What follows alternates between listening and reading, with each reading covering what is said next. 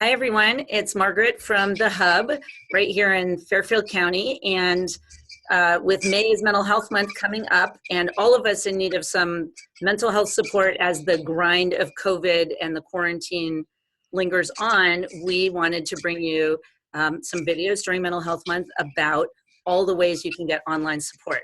So today I'm joined by Sarah Kate Venison, who's a licensed marriage and family therapist locally, and Marcea, who is a member of my board, and we are going to be talking about accessing therapy through online methods during COVID.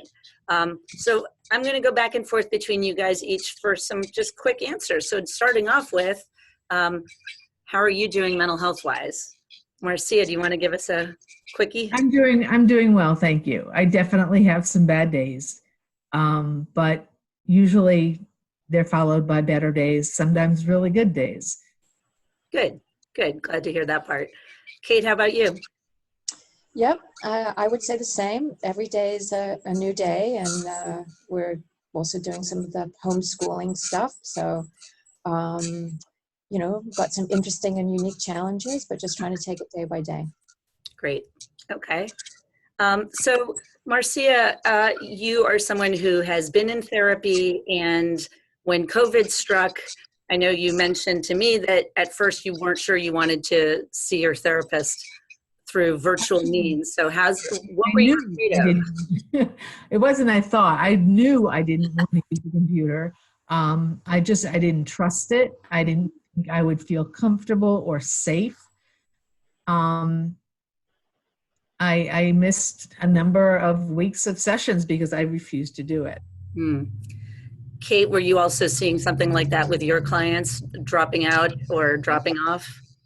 Absolutely. At first, I had some people who were holding out for in-person sessions.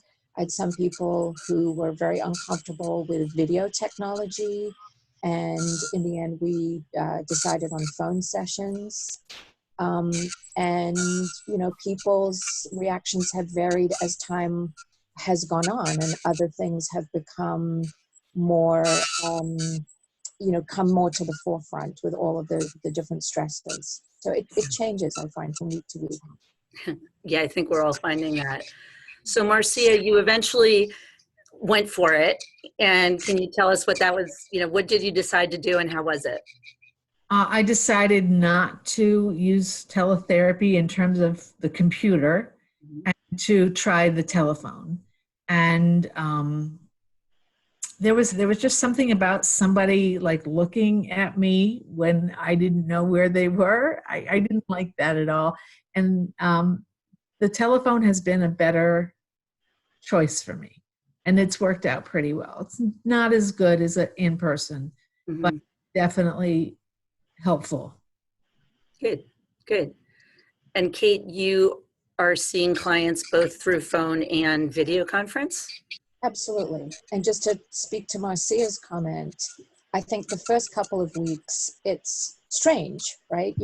I'm inviting someone into my home, which they previously probably only imagined in sessions.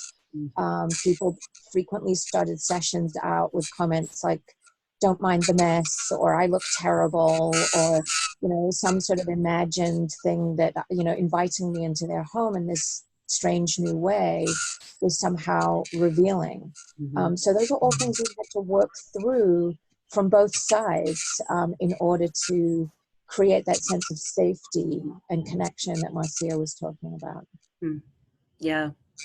And what are there some pros to it compared to the old way, Marcea? Well, I don't have to pay for parking. No travel time either then. I don't have to drive anywhere. It's right here in my living room. That's definitely a positive. And I guess, while my therapist is always, responsive, I go to a place where there are a lot of people, a lot. Can't always get your phone answered, quickly, really quickly. And I find that that's not the case now.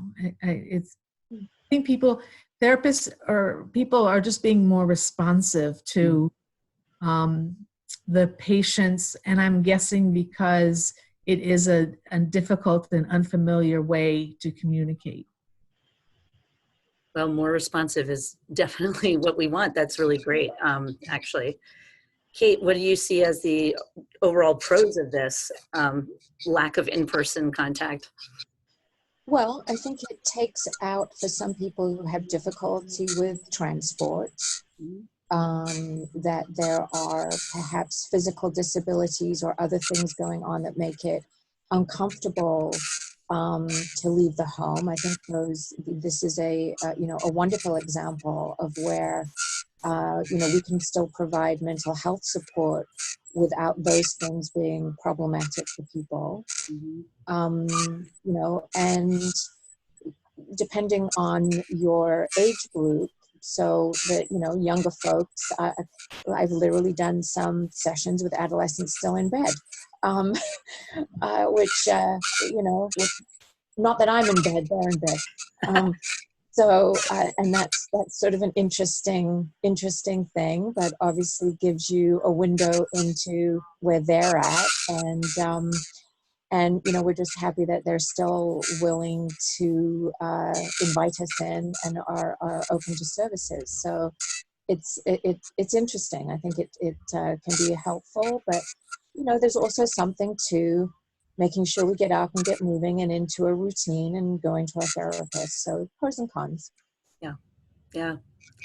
And I know you also mentioned that one of the cons, I suppose, is that people are sort of stuck in their normal environment. And that may mean that in terms of, whereas sometimes a parent might need to get daycare in order to go to therapy, but now you can't get away from your kids. Right. Right? So you'd said that some folks are calling you from like closets or going for a walk just to have that space. Or their spouses pop in, their kids pop in, their animals pop in to session. And you just, have to make the most of it. Yeah.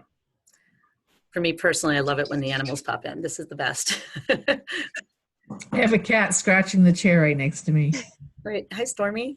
Yeah. All right. Well, any final words for anyone? What about anyone out there right now who hasn't been getting mental health support and they're feeling pretty stressed? What would you guys recommend if they've never seen a therapist before? I would say go for it. Take the step.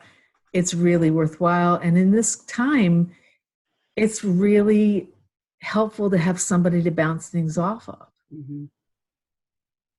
Yep. From a provider point of view, I want to reassure people that many of us have taken extra steps, extra training as to how to deliver services this way. We're absolutely open for business. There are a lot of people, including myself, doing sliding scale services, particularly for essential workers, different ways for us to participate and give back. And although it might seem weird to do it this way, I really want to get the message across that we are absolutely putting our best foot forward. We want to hear from people. We're available, we're open, and it's really important for people to take care of this part of themselves in addition to the physical things that everyone is doing, washing your hands or what have you, to make sure we're all in the best space possible to move forward. Yeah, that's great. Well, wash your hands, wash your brain. How about that? Take care of your mental health. All right. On that note, thank you, Marcea and Kate, for joining us today, and everybody be well. Bye. Bye.